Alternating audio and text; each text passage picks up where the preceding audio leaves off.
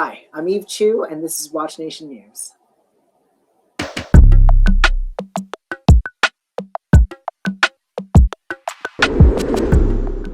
The annual National LGBTQ Taskforce conference, titled Creating Change, took place this last weekend in Baton Rouge, Louisiana.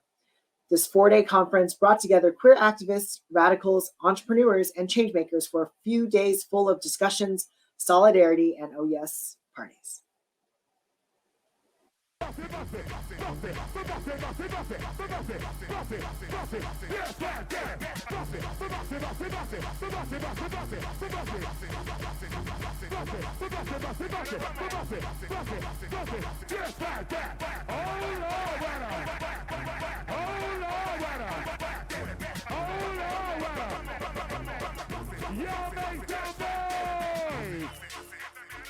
Big Freedia closed out the final days of the conference with her signature display of queer love, joy, and dance. Raquel Willis, celebrated collective liberationist, Black trans activist, and author of her newly released memoir, The Risk It Takes to Bloom, On Life and Liberation, served as the community MC of Creating Change. At this year's conference, scores were treated to a special surprise visit from Miss Major Griffin Gracie, a respected author, activist, leader, and elder in the trans community. Organizer Miss Major sat down with Task Force Executive Director Kiera Johnson on an impromptu panel. Miss Major, you've seen a lot in your decades of work and living.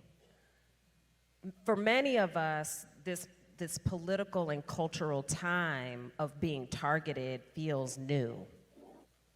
You know, folks are talking about, the movement saw such extreme, such numerous wins culturally and politically over the last 10, 20 years.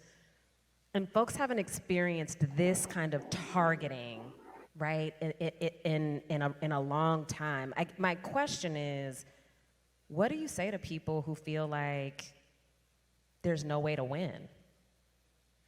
Yeah, but there is a way to win, because one thing that happens is history repeats itself. And now if you notice history, we didn't do this before, and we come out on top. Well, wait a minute, if I come out on top once, I can come on top again, and again, and again, and again.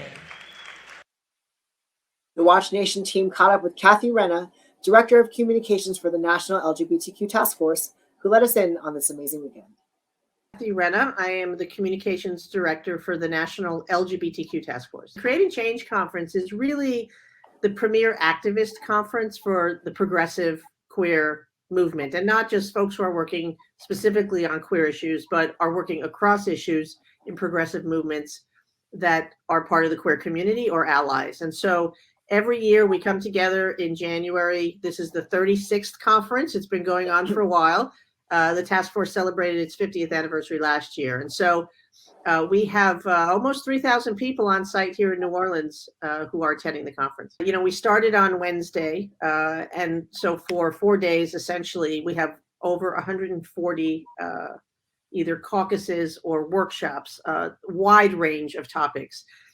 Part of this is talking about issues, whether it are issues that are specific to certain parts of our community, particularly because the task force is a very intersectional organization. There are, many workshops talking about how we're doing advocacy around reproductive rights for queer folks, immigration rights around queer folks, racial equity, economic equity, how we're combating, ableism, racism, sexism, misogyny, transphobia, biphobia. There's workshops on all of that. And then the other piece of this, which is really important, is skills building, right? So there are some of our development staff yesterday, in fact, did a phenomenal packed workshop on grant writing.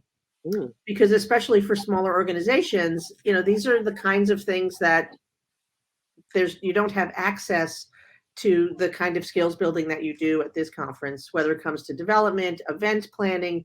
I'm doing a workshop on Saturday morning on crisis communications, which is something that, folks, when you start doing activism, you don't necessarily come with that kind of experience. You come because you care about the issues and you want to make a difference. And so that's a huge part of why we have this kind of dichotomy of workshops at Creating Change. In the first 2 weeks of the new year, we've seen a massive increase in anti-trans and anti-queer legislation.